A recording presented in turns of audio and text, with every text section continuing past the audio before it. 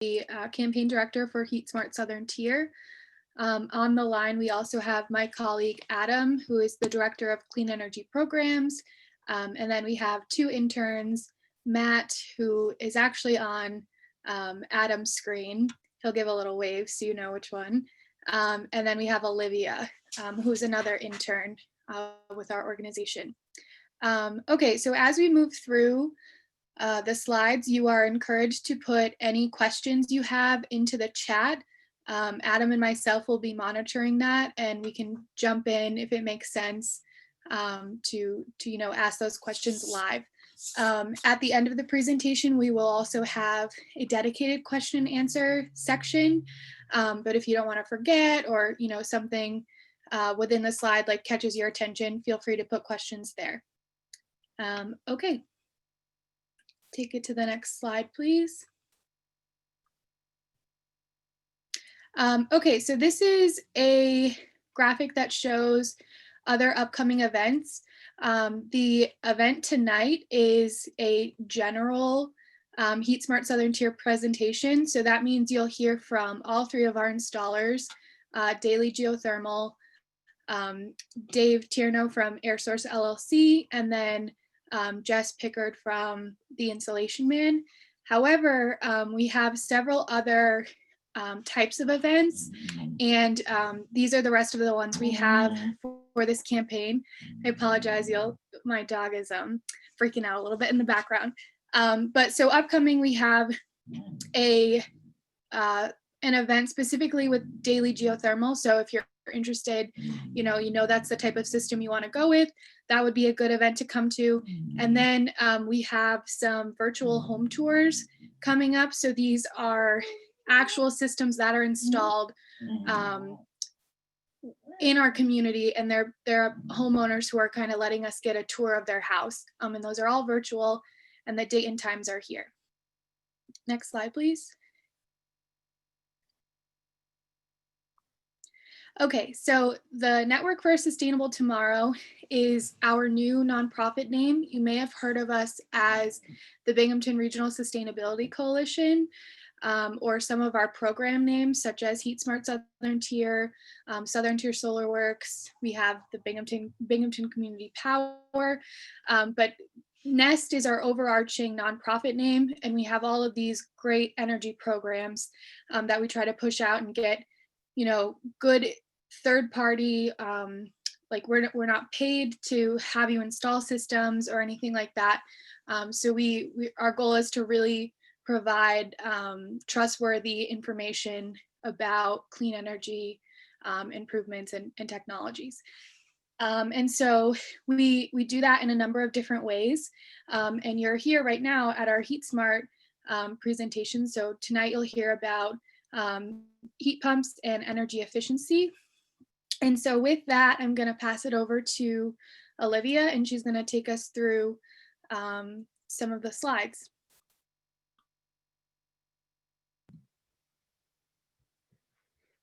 Hi, everyone. Thank you for joining us today. My name is Olivia Price, and I'm one of the Energy Corps interns here. So I'll just start things off by going over a little overview of our presentation today. First, we'll be talking a little bit about what HeatSmart is and why HeatSmart might be right for you. Then we'll get into the technologies, first weatherization and then heat pump technologies. After that, I'll be passing it off to our Director of Clean Energy Programs, Adam Flint, and he'll take you through the incentives and financing, how you can participate in our program, community solar, and then we'll save some time for a little Q&A at the end for any questions that anyone might have. Next slide. So HeatSmart Southern Tier operates in Broome, Tioga, Chenango, and Delaware counties, and we are one of several pilot campaigns funded by NYSERDA that works to connect the public to heating and cooling and energy efficiency experts in the area. We also work to educate the public about sustainable heating and cooling systems, as well as to answer any questions that you may have about heat pumps and the installation process overall. Next slide. So, some of the benefits of HeatSmart Southern Tier include reducing energy costs, either immediately or over time, improving the overall comfort and safety of your home, reducing the amount of greenhouse gas emissions that your home produces.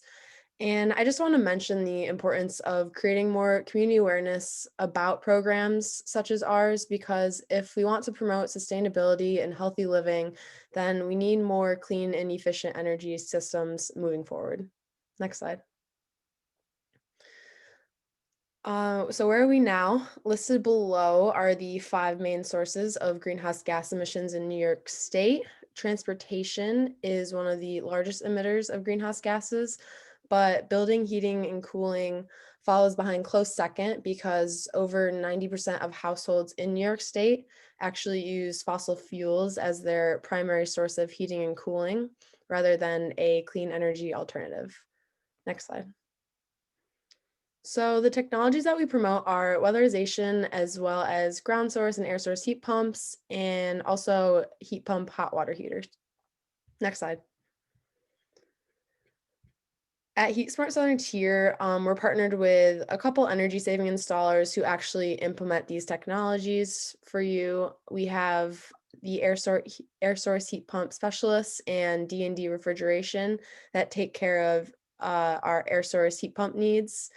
Daily Geothermal works with ground source heat pump installation, and then we have the installation man who deals with home insulation and home energy assessments. And all these partners are competitively selected through NYSERDA. Next slide. Next I'll be talking about weatherization, which is the precautions that you can take to protect the interior of your home. It assists with reducing energy consumption and helps to optimize energy efficiency in your home. So it's really important that you receive a home energy assessment through the installation man before you decide to install heat pumps. I say this because heat pumps work better when a house is tighter and there's less air leaking out of it.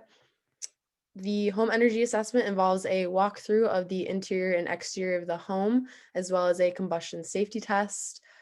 Infrared cameras are used to see inside the walls, determine where you have insulation already inside, or determine where insulation is needed. The blower door test allows you to gauge how much air leakage there is, and then once all of these tests have been done, you'll receive a report with an estimate that will tell you what steps are actually needed to seal up your home. And this is a free assessment that you can get through our installer partner, the Insulation Man, before you decide to install heat pumps in your home. Next slide. So this next slide shows a mock-up of a home. As you can see, it illustrates where air is most likely to either enter or exit the home, typically through the basement and the attic. So basically, with the home energy assessment and with weatherization, the installation man would help to seal up the areas where air most commonly leaks from, and then after that, you would be able to get the heat pump installed in your home. Next slide. Here we have just a couple of the benefits of weatherization. The biggest one being that it reduces energy consumption in the household as well as costs. By sealing up and tightening your home, and it increases home safety. And overall, it just improves home comfort, and that's an important thing while being stuck at home during a pandemic. Next slide. So now we'll be moving on to the technology behind how heat pumps function. Next. So a traditional heating system typically burns fossil fuels in order to heat up your home, but the way that a heat pump works is it moves heat to or from the air, ground, or water from the outside to the inside of your home.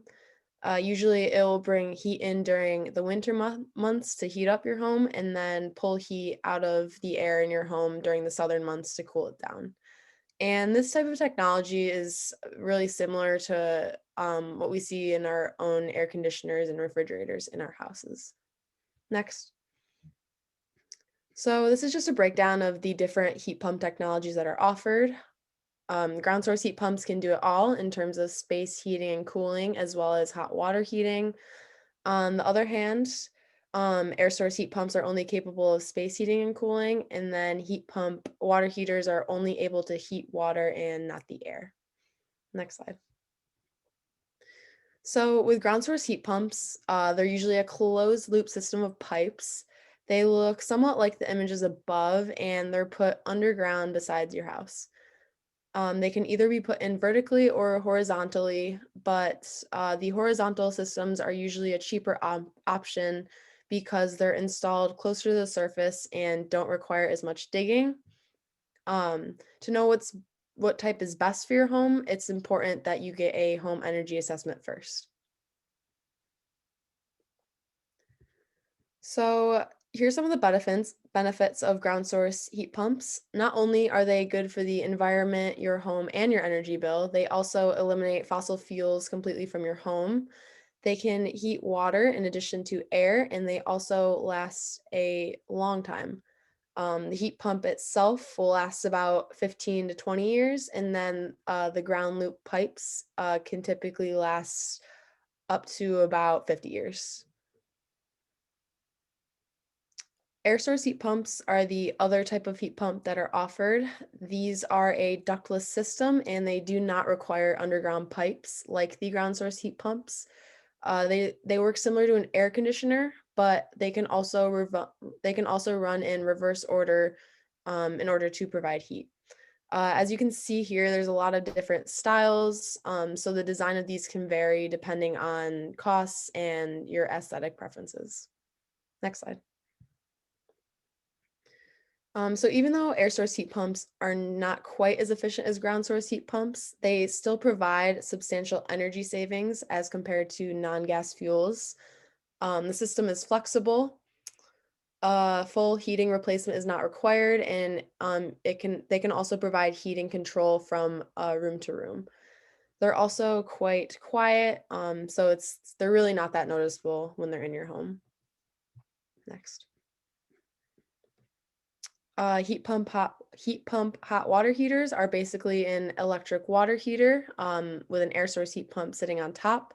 These use indoor air to heat the water, and they will usually have a backup when they need to meet high demands. Some of the benefits of these are they're more efficient than a traditional water heater, but they do cost a little bit more. They also provide dehumidification, but it is important that you install them in an appropriate space because they need a lot of air in order to work well. Next slide, please. So now I'll be passing it off to our Director of Clean Energy Programs, Adam Flint, who will be taking you through the incentives and financing. Great. Thanks so much, Olivia and Haley. Can you hear me well? Yep. Sounds good. Okay. So we should switch over to the first slide, please. Yeah, so I'll start by going over the incentives that at one time were done through NYSERDA that are now done through the utilities, in our case, NYSEG.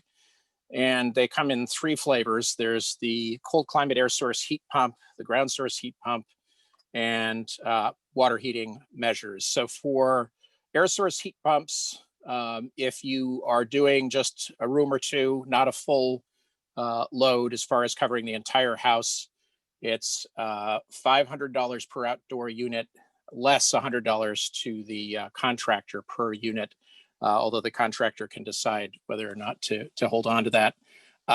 Similarly, the full load heating rebate, it's $1,000 per 10,000 BTUs.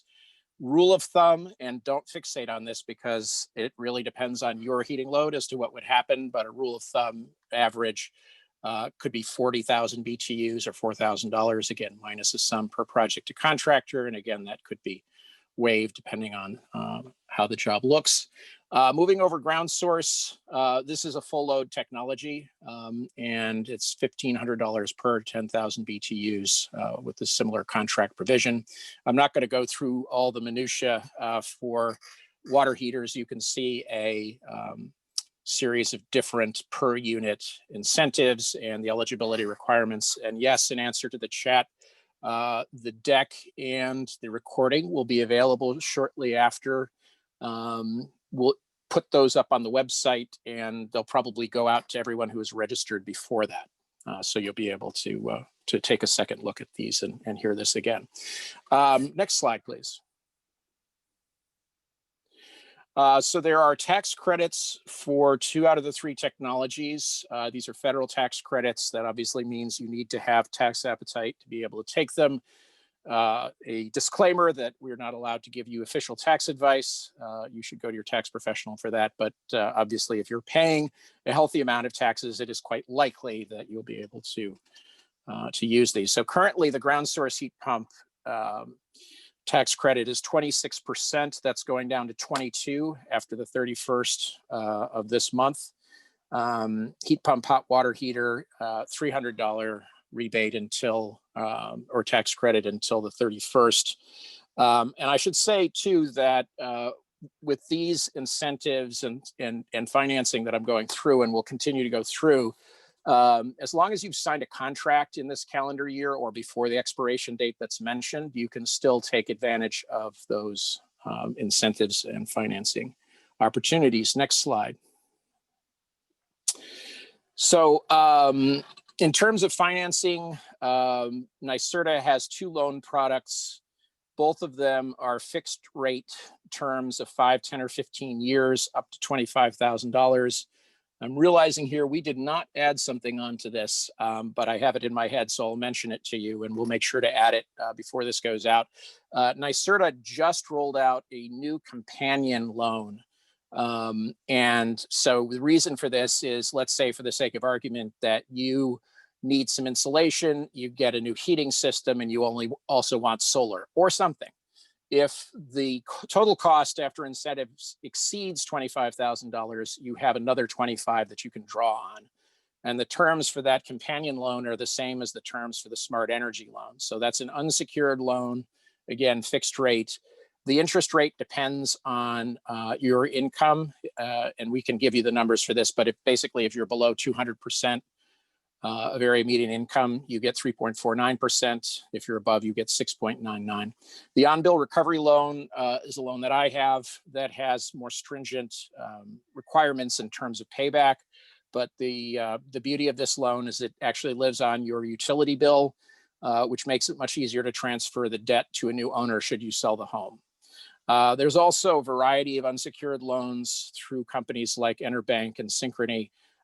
The relevant contractor, should you choose to go forward, we'll talk about that. And then you obviously can go to your own bank or credit union to see what they have available. Next, please. So the next 2 slides are going to talk about income eligible programs. The first is Assisted Home Performance with Energy Star. This program provides a discount up to 50% of project costs for those eligible, with a limit of $5,000 for a single family structure and $10,000 for 2 to 4 unit multifamily, which means that if you are a landlord of a small multifamily unit or multiple units up to 4, you can actually take advantage of this financing or this incentive based on the income of your tenant if they qualify. There's expanded eligibility for this program until the end of this calendar year. So when you look at those numbers, the household size and income limit, these are considerably higher than they will be after the first of the year. Normally, this program requires that you have income lesser to or equal to 80% of area median income. These forms of financing will include heat pumps very soon. They should have been rolled out already. There's some administrative hiccups, but we expect that we will see those momentarily. Next slide.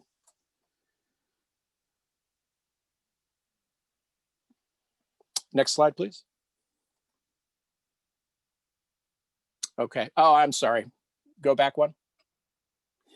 So the next program is the Empower program. This is an entirely free program, and those who are receiving HEAP or other benefit programs like I just completely lost the thread there. But in any case, 60% of state median income folks can take advantage of this. You have to pay your own utility bill in order to do this.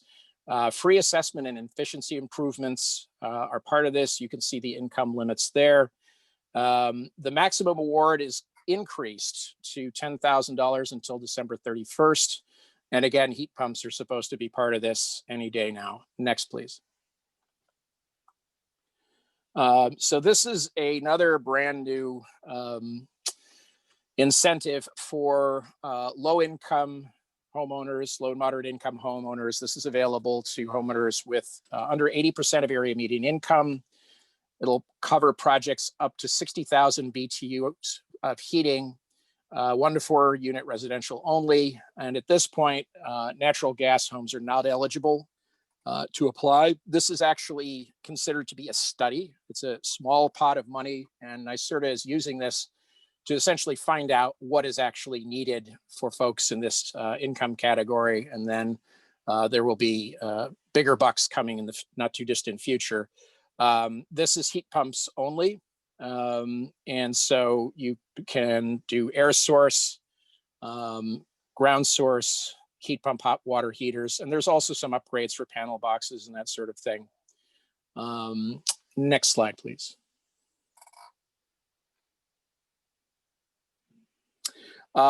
So last slide for me.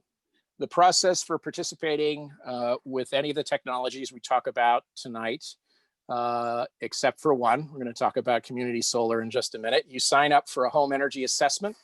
And this assessment can involve 1, 2, or 3 of the technologies. One of the beauties of our collaboration is that all of our partners work together really well. The Insulation Man has done jobs with our heat pump contractors together. And oftentimes if one heat pump contractor is at an audit and it becomes very clear that the other technology is better, they'll shunt that over at the approval of the homeowner to their counterpart. You can sign up for these assessments or site assessments or energy assessments, excuse me, on our website at nynest.org. You will get a call from the contractor or contractors that you've chosen. They will do an assessment, and our contractors are very assiduous at complying with COVID mitigation regulations. They do as much as they can from a distance, and when they're in your space, they obviously masked and so forth. You'll get a quote. If you decide to go forward, you sign a contract, and only at that time would you be obliged to do anything, and they'll talk about financing and so forth and schedule the work. So I'll pass it over. I think are we going back to you, Haley, or to Olivia?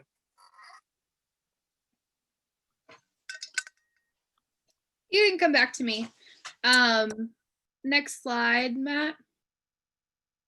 Okay, so I'm just going to talk about community solar really quickly.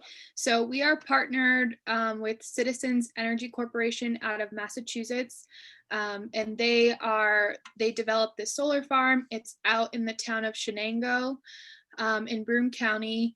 And basically you can sign up for 20% off your electricity bill if you're on NYSEG. And there's no fees, there's no cost to sign up. There's more information for this at our website, but you can basically see that, you know, you don't have these solar panels on your home, they're in this field, and you subscribe and you get those solar credits on your NYSEG bill at a 20% discount. Next slide.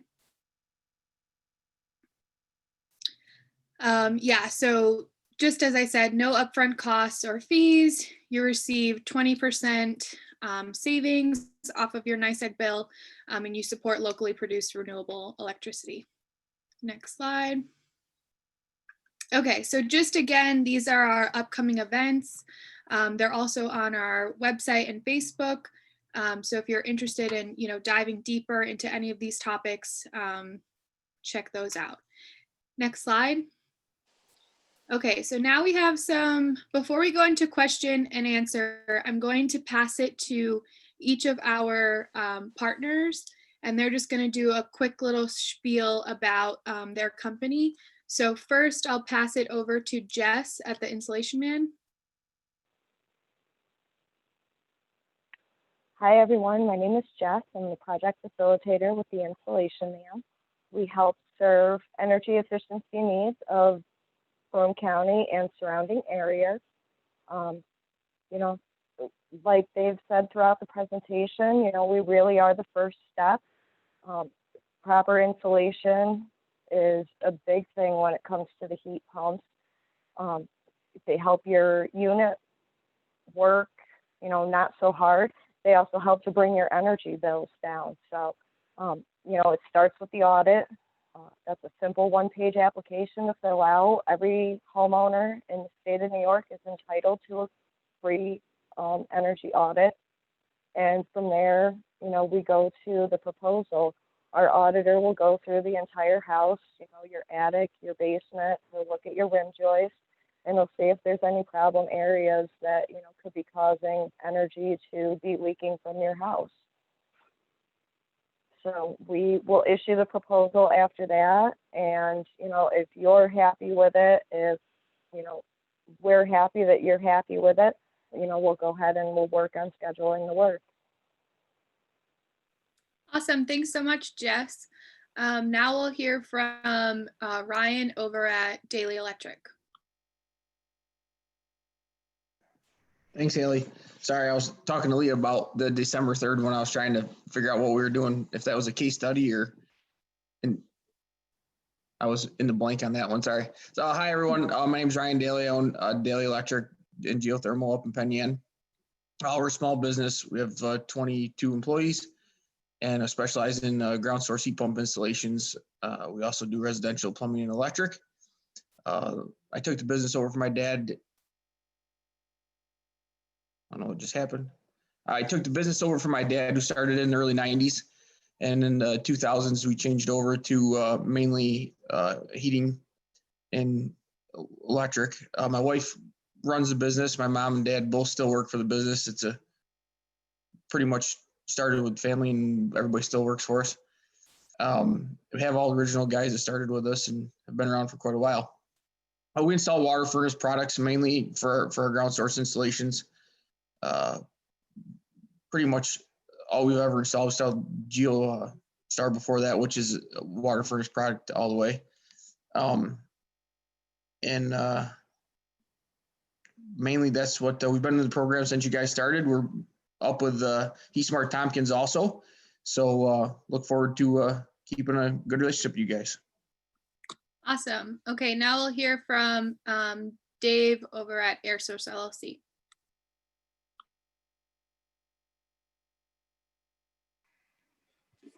Hey, how's it going, guys? I'm a little glitchy over here today. Hopefully you can hear me. Not getting much for video here, but so yeah, my company is AirSource LLC. We are focused singularly on air source heat pump technologies and have been for about 10 years. It's not new to us, and we have a lot of continuity in the company just because, you know, I started this, is my main focus. And through the years, I've done every phase of the business from, you know, design until I'm still actually the lead installer in the field, along with my full-time guys. It's what we do all day, every day. We don't do boilers, furnaces. We work a lot in new construction, gut rehab, existing homes. Have a very, very close relationship with NYSERDA. And we're on the cutting edge of all the programs. We deal with them directly, have close relationships with them, as well as NYSEG and their administrators there for the heat pump technology. We'll get into the Q&A here in a little bit. You heard some things about Geo, and Ryan and I always have a good time with the geothermal versus aerothermal, which is what I call air source heat pumps. But come on. But big fan of Ryan's and their company. They do an amazing job. There's a couple things that really you know, it's like, well, it just frames it like air source is you know, subpar in comparison, and that's really not at all the case. So we like to have some pretty passionate discussions about that. So don't listen to the propaganda. There's certainly advantages to both technologies, but yeah, we're just looking forward to continuing. We do this all day, every day. We're installing, every day of the week, and out in the cold, out in the rain, snow, sleet, or hail, we will make sure air source prevails. It's my little line of poetry there to wrap that up. Awesome. Thanks so much, Dave. Yeah. Okay, so now we'll switch over to our Q&A. And so we can do this in a couple of different ways. If you want to put your questions in the chat, we can read them aloud and direct them to the right partner. Or if you would like to unmute yourself and ask the question directly.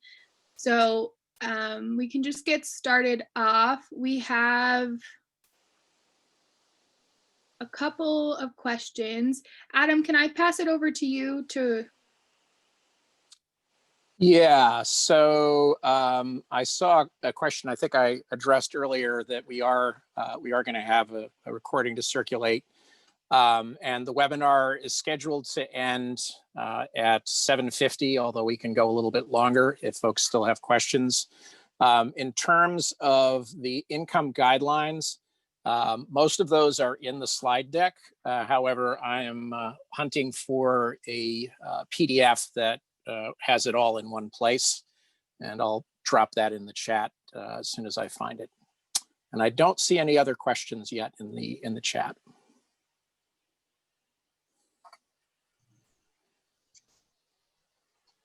Hi. Hi, Baldy.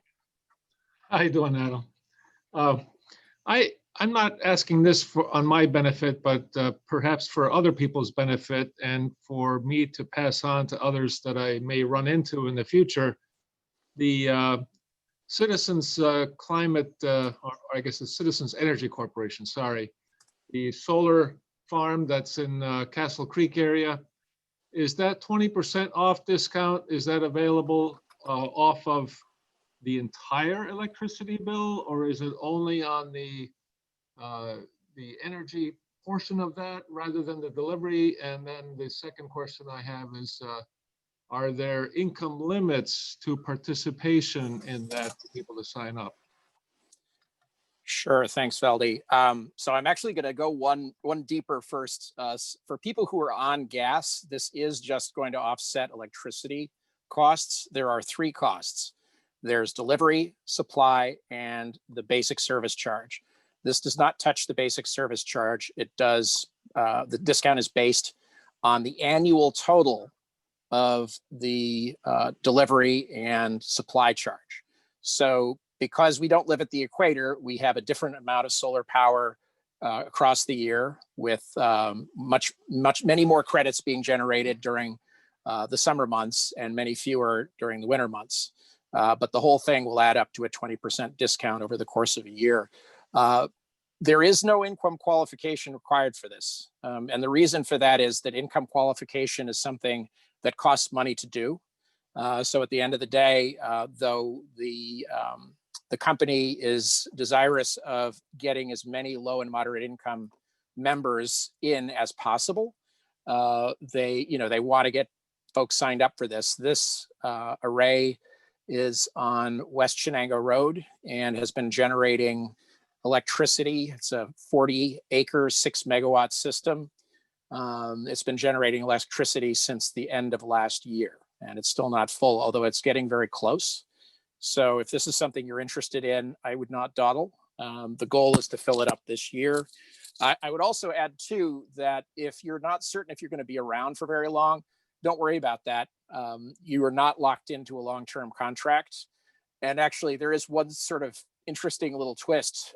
Because the project hasn't been full during this period, essentially the company has been banking those additional credits. And so they're actually looking for people who aren't going to stay around that long. And so we're asking students and others who are, maybe going to be here a year, 2, 3 years, to consider signing up. I would say, frankly, that if you're not going to be around for at least a year, it's simply not worth it, because what happens is you will fill out the online form. Citizens every month sends a spreadsheet over to NYSEG, and then NYSEG enables your account, and that NYSEG piece usually takes 60 days. So right there, you can see it could be, 70, 80, 90 days between the moment that you press send on that application and when you start seeing the credits. I am a member myself. I've been a member, I think, since September. And yeah, it's very nice. I'm not paying as much money than NYSEG as I was by a long shot. And I have a geothermal system myself, so I use a lot of electricity, relatively speaking. Used to have oil. Other questions?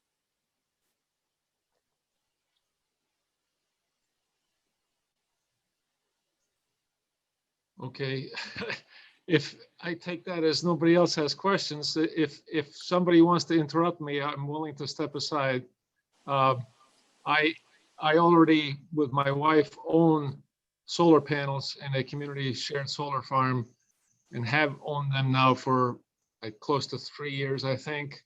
So I personally am not going to be able to sign up for this citizens energy thing, but I just wanted to ask that question so I can pass on the information. The other thing I'm wondering about is air source heat pumps. We do have gas connection to the house. We only have a gas space heater and a gas dryer. So my plan is to turn those off when I buy a electric dryer again, which I've already got the wiring for it anyway. I guess my question is there any harm in going piecemeal on that? Let's say start with a couple of rooms that are the main rooms that are occupied in the house, and then see how that goes, and then maybe add to it more later? Or is it better to just do the whole house all at once, wherever is the spaces where people live in? Just curious. So before I pass it over to Dave Tierno for the air source question, just quickly on community solar, you can really only have one solar source at a time under current New York regulation. This is not true in Massachusetts, but in New York, if you have solar on site or if you're already a member of another project, you cannot sign up for yet another project. If for some reason you like this project better than the one you're signed up for, you can leave that project and then sign up to the new project. But if you have on-site solar, then that's it, you're done. And that's actually kind of unfortunate because, what will happen sometimes is you will get a solar array on your property and then, oh, I'm buying an electric car. And all of a sudden you're not actually covering your full load. And you can't do that simply by doing a community solar project on top of it. You can add panels as long as you have a space for them. And so, Dave Tierno, do you want to handle that air source question? Yeah, sure. Thanks, Valley. That's a great question. Typically, the way that the incentives are structured, you could say there's advantage of doing it either way. Typically, we do the entire house just because we're in there. We do the load calculation. We do the system designed around the whole house application because that's how you can really leverage the incentives that way. You'd be missing out. The more separate installations you do, the more cost the project takes on. So from a financial standpoint, it's much better to do it all at once. But you certainly can, they are modular. You can do, one here and one there. But you won't get the whole house incentives until the full load, the heating load of the house is met. And if you split that up between 2 or 3 systems, by the time you get to the last third, that project cost is dramatically less. So if you've already got 2/3 of your load covered by partial installations, that last third may only be a $6,000 job, and the only incentives you're going to get are a couple $1,000s as opposed to maybe $5,000, $6,000, or $7,000. Plus, you have the added cost of the individual installations as opposed to doing the whole house at once. So, typically we would recommend, handling the entire project at the same time and really giving you the best opportunity to take advantage of the incentives that are available and have it one cohesive project that really just comprehensively handles everything in the beginning.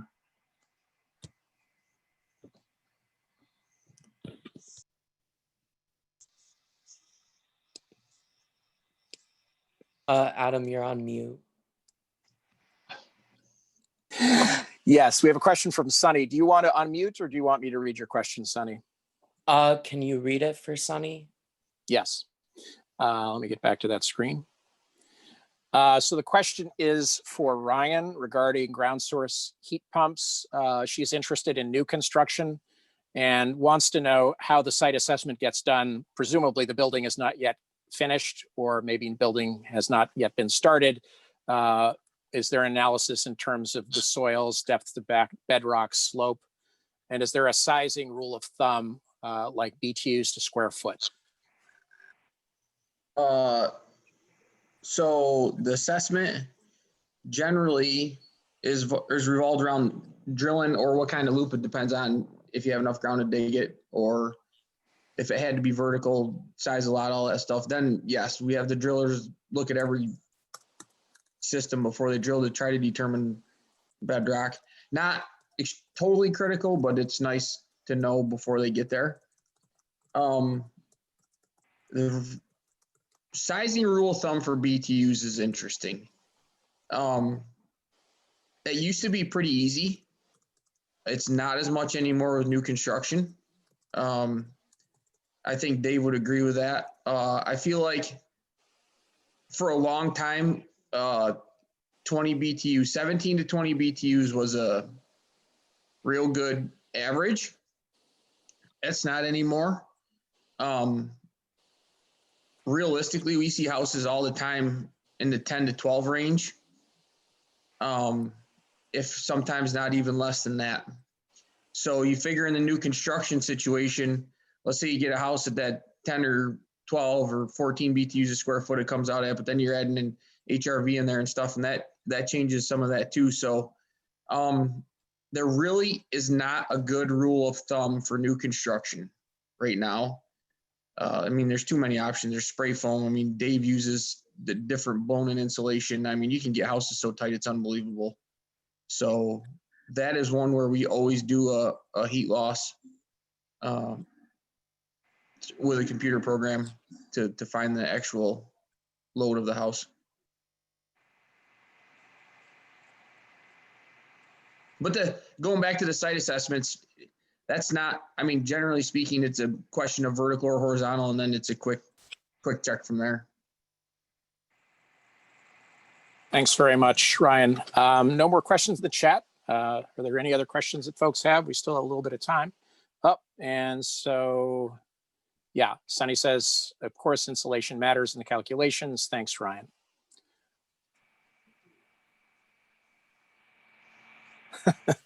Yeah, multitasking, I feel you.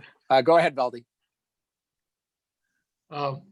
This is a more detailed question, but I'm just also wondering, we've got bedrooms at one end of the house, and at the other end is the living room, dining room, and family room. And the end of the house that has the bedrooms, the space at ground level is kind of on the tight side. And I'm wondering, are there modules that go outside that can hang from a wall rather than running the lines all the way down the ground level and then putting the typical pad with the refrigeration system, that sticks out like 2 to 3 or so feet from the house? I'm just wondering, is there a way to keep that elevated, mounted to the house, maybe still accessible, reasonable, so that people don't walk into it as they're walking by, but a repair person could still get at it if need be? Is that something that's possible or not too expensive? Yeah, ground source is the way to go with that, so Dave doesn't have stuff hanging all over your house. No. So that's just, don't listen to that. That's just from someone who doesn't do air source every day. So yeah, typically what we do is in a lot of those cases we have, because air source is so versatile, you can have all different zones in there, and we can put a unit, we can put a unit up in the attic, a mini duct, and the only thing you ever see is just a ceiling diffuser of your choice in the ceiling of the room. There's also ceiling cassettes that go in the ceiling. We oftentimes put line sets in the wall cavities, especially, for new construction, but we also have done that in existing homes where we can actually fish the pipes up inside the walls. and connect to a unit and you see absolutely nothing on the outside of the house, if that's, if that's an aesthetic priority, we're not afraid to do anything. We're a very experienced crew, and we know how to take care of simple things like that. So, your best options there are either seal and cassette, a ducted unit, typically, especially if you have 2-3 bedrooms. It's a great way to take that load on the end of the room and spread it out among one system, because it's a lower load. Those bedroom zones don't take a lot. And you can have them, you can tune each bedroom individually. If you have ceiling cassettes, each can have its own specific temperature. You're not stuck to just a one zone, one thermostat type thing like you are typically with a geothermal. So there's definite advantages to that. And please don't ever judge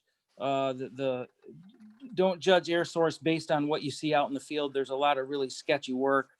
I'm sure Ryan sees the same thing in his field. There's a lot of people doing installations and designs that they have no business doing it. It's not to say they're all that way, but there is a lot of stuff that we just shake our heads at. But it is what it is. So hopefully that answers your question. Yeah, it can be completely clean. You see nothing on the outside. And in a multi-zone, you don't have an outdoor unit connected to every indoor unit. You have a branch box in between that can be located in the basement or the attic. So there's not necessarily an outdoor unit near every indoor unit. Typically, that's not at all the case.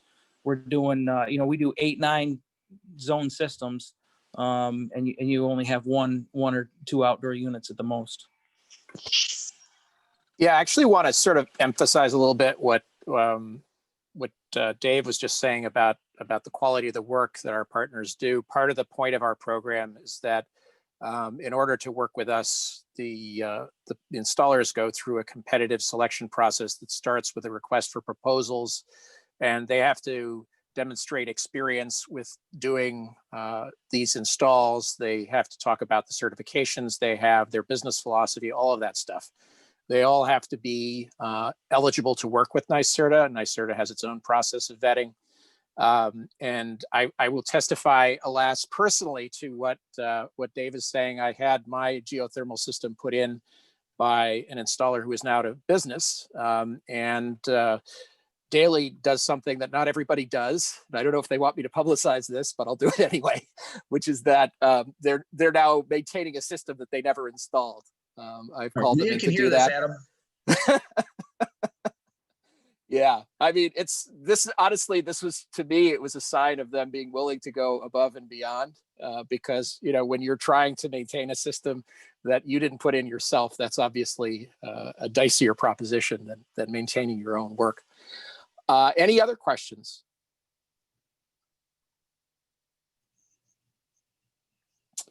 I got a Yeah, go ahead. question. Yep. Are dual systems common, where you might have a geothermal system that's undersized if you want to have that nice radiant floor heating, and depending on the layout of the house, if you have a partial second floor, or even a wing that wouldn't have that continuous slab, would you do air source? Could you size it differently? So 2 parts to that. In Dave's defense, we do tons of air source. We do tons of air source installation ourselves. We just don't do them down there. So I just like ripping Dave. No, that is not a very common installation at all. We have 600 plus geo systems in, and 2 of them are dual fuel. And the reason in that situation, you go hydronics, and you can do all kinds of crazy stuff with that. You do your radiant loads everywhere. You can put same type of heads. You can put air handlers all over the place. You can do, it's so versatile once you get into a hydronic situation that very rarely do you undersize it to do that.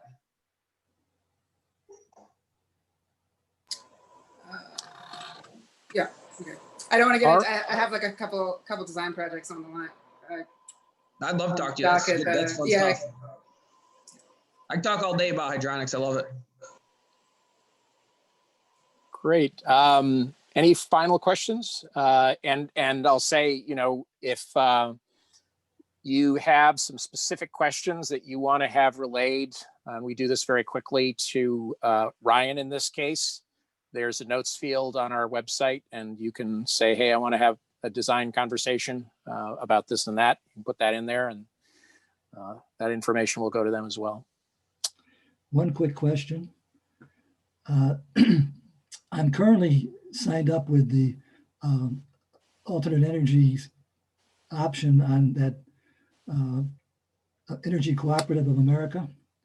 And I'm wondering if there's any advantage in signing up for, say, this local community solar versus when you're already signed up or using one of these alternate energy options. Yeah, sure. So just to explain how this all works, many years ago, New York state law was changed so that utilities can only transmit and distribute electricity and not own generation. And so we all have NYSEG to deliver our electricity in this area, unless you're in a muni district. But as to who supplies that electricity, there are a lot of different options. And that hasn't necessarily gone well with everybody, because you need to have the information to be able to choose well. But for those who have, you can choose what they're called ESCOs, or energy service companies. And I'm assuming that's what this company you're mentioning is. It's advantageous for you to switch to the cheapest ESCO because the discount is going to be off whatever you're paying now, right? So I don't know what sort of rate that ESCO provides, but the short answer to your question is yes, you can take advantage of it. And yes, it's advantageous because you're going to get a further discount of 20% off the total that you're paying over the course of a year for delivery and supply. I'm assuming that is not a community solar project. I'm assuming that is a community solar developer, Jerry. That's ESCO. Yeah, Energy Cooperative of America. They're out near Buffalo. Okay. It's both. I guess it's a split type of sources, mostly wind. Sure, but they basically, what energy services companies do is they buy electricity supply on the market and they sell it to you. That's basically what their role is. Any other questions?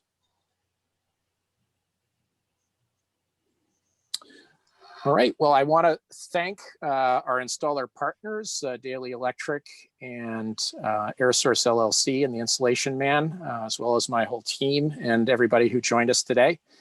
Just as a reminder, you can join us again. If you want to throw up the slide just for a second there, Matt. If you want to join us for future events, our next event in the first week after Thanksgiving is going to be daily geothermal, and we're going to be focusing on that technology, on geothermal and on their company. And then the final three programs, I know two of those are case studies, and one of them I cannot remember because I don't see the slide up there. But you can find all of this at nynest.org. And please do visit our website and like us on Facebook, Instagram, and Twitter if you are so moved. And have a great evening, everyone.